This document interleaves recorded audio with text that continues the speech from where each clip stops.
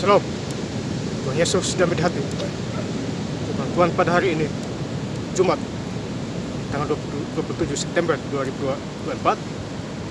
Dan saya mendalam firman Tuhan, Yohanes 4 ayat yang pertama hingga ayat yang ke-54. Demikianlah firman Tuhan. Ketika Tuhan Yesus mengetahui bahwa orang-orang Farisi telah mendengar bahwa ia memperoleh dan membaptis murid lebih banyak daripada Yohanes. Ayat yang ke-54. Dan itulah tanda kedua yang dibuat Yesus ketika ia pulang dari Yudea ke Galilea. Demikianlah firman Tuhan. Ibu saudara-saudara sekalian saya cinta dan Tuhan Yesus Kristus, ya. Firman Tuhan pada hari ini, Jumat tanggal 27 September 2024, mengingatkan kita semua, ya.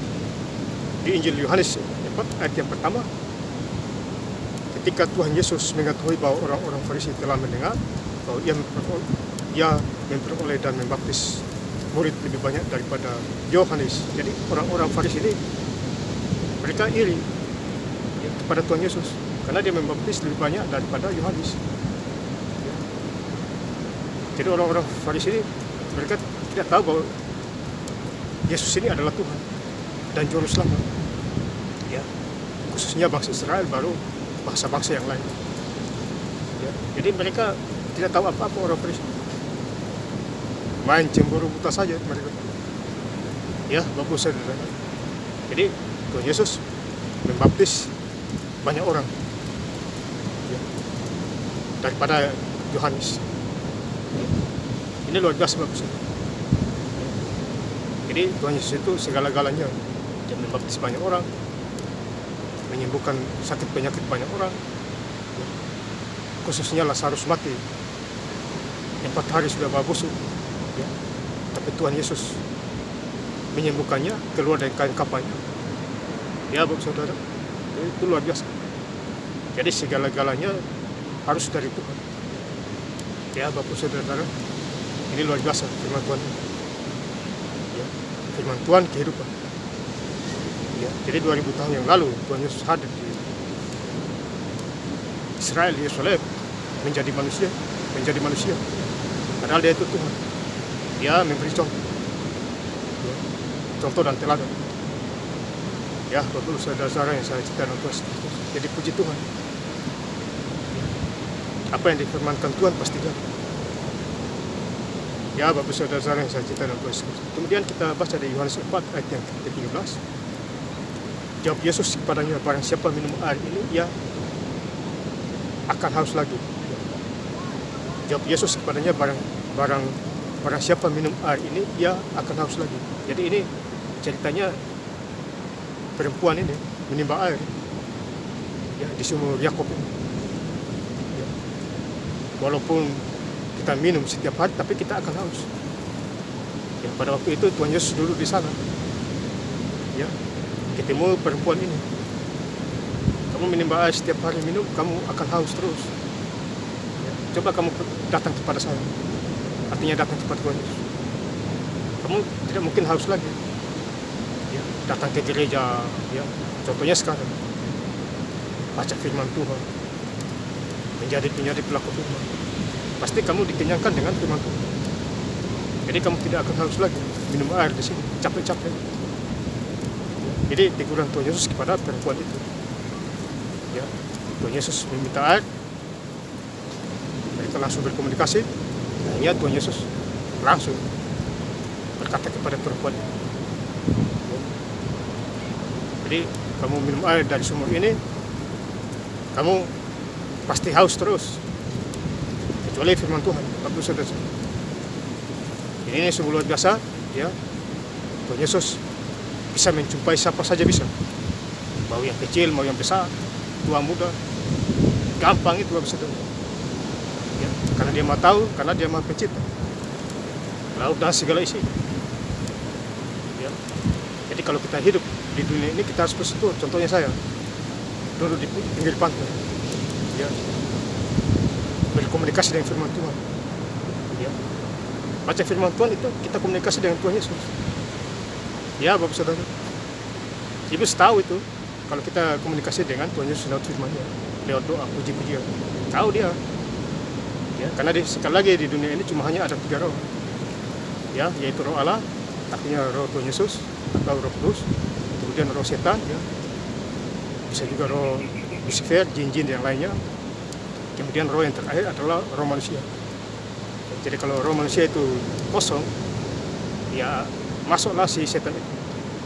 Tetapi roh manusia itu diisi dengan firman Tuhan, ya, pasti hidupnya dipenuhi dengan Roh Kudus dimanapun dia berada. Ya, Bapak Saudara yang saya cintai. Kemudian kita baca di Yohanes 4 ayat yang ke-15, kata perempuan itu kepadanya, Tuhan, berikanlah aku air itu, supaya aku tidak haus dan tidak usah datang lagi ke sini untuk menimba air. Ya, jadi si perempuan ini berkata kepada Tuhan Yesus, berikanlah aku air itu supaya aku tidak haus lagi. Jadi tujuan Tuhan lain, tujuan perempuan berdosa ini lain lagi. Ya, maksud Tuhan itu baca firman Tuhan supaya kamu tidak haus. Jangan suka-suka capek-capek minum air di sini. Ya, kamu akan haus, ya, sampai selama-lamanya itu. Ya, jadi kalau dekat Tuhan Yesus, ya diberkati. Ya, tidak mungkin haus bagusnya. Enak hidup, santai, rileks, tenang, dan lain sebagainya. Nah, ini luar biasa. Ya, jadi pemikiran Tuhan Yesus lain, pemikiran si manusia perempuan ini lain, tidak baku cocok. Tapi akhirnya dia mengerti di waktu-waktu terakhir. Ini luar biasa, karena Tuhan Yesus itu gampang kalau dia menjamah orang, membuat orang bertobat. Itu masalah kecil bagi dia. Ya, itu suka-sukanya dia, Bapak Saudara. Kemudian kita baca di Yohanes 4 ayat yang ke-18, sebab engkau sudah mempunyai 5 suami, dan yang ada sekarang padamu bukanlah suamimu, dalam hal ini engkau berkata benar. Jadi Tuhan Yesus itu tahu perempuan ini tidak benar, mempunyai 5 suami, ya, dan yang terakhir bukan suamimu. Ya, jadi malu-maluin juga si perempuan ini.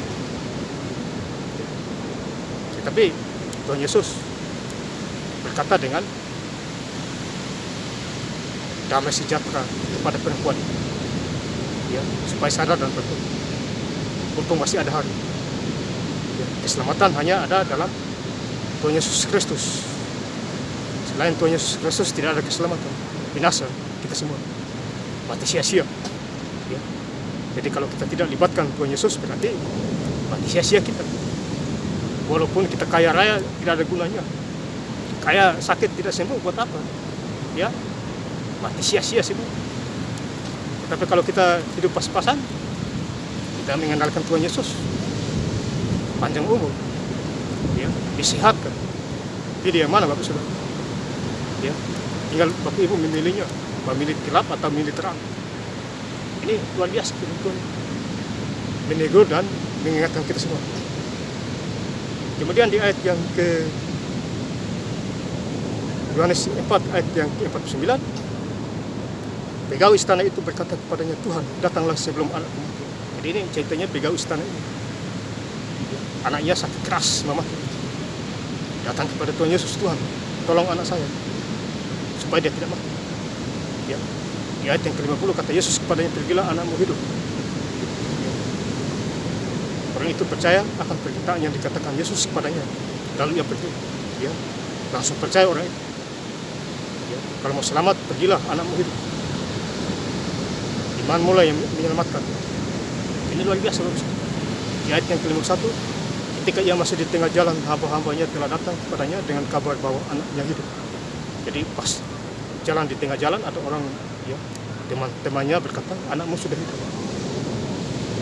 Dia hanya percaya dengan perkataan, pulang, anakmu hidup. Jadi kita harus percaya orang Bapak kita Tuhan Yesus.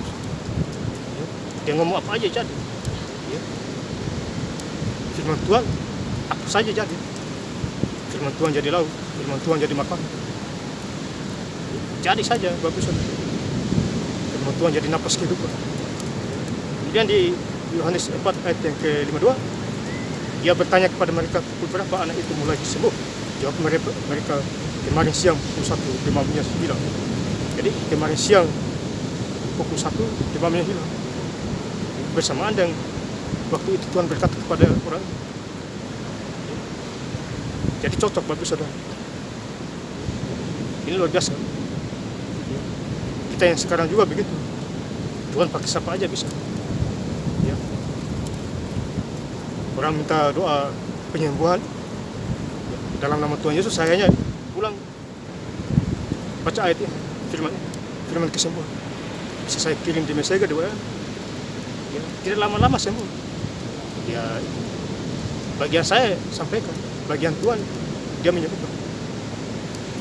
Ya, Bapak Saudara. Kemudian di Yohanes 4 ayat yang ke-53, maka teringatlah ayat itu bahwa pada saat itulah Yesus berkata kepadanya, anakmu hidup. Lalu ia pun pergi, lalu ia percaya, dan seluruh keluarganya. Jadi seluruh keluarganya bertobat gara-gara Tuhan Yesus menyembuhkan anak itu mujizat bagi saudara. Kemudian kita baca di Yohanes 4 ayat yang ke-54, dan itulah tanda kedua yang dibuat Yesus ketika ia pulang dan dari Yudea ke Galilea. Jadi Tuhan Yesus buat mujizat. Dia bisa buat mujizat aja di angkut. Banyak sekali, 2 ikan 5 roti kasih makan 5.000 orang, sisa 12 batu. Itu Tuhan kita bagus, yang luar biasa, yang hebat, yang ajaib, yang bermujizat. Tuhan Yesus sumber segala-galanya, Tuhan Yesus sumber segala berkat, Tuhan Yesus sumber segala keselamatan. Saya ingin lebih lengkap lagi menurut ayat firman Tuhan pada hari ini. Jumat tanggal 27 September 2024 di Injil Yohanes 4 ayat yang pertama hingga ayat yang ke-24. Ketika Tuhan Yesus mengetahui bahwa orang-orang Farisi telah mendengar bahwa ia memperoleh dan membaptis murid lebih banyak daripada Yohanes. Dan itulah tanda kedua yang dibuat Yesus ketika ia pulang dari Yudea ke Galilea. Terima kasih. Yesus Kristus memberkati. Haleluya. Amin.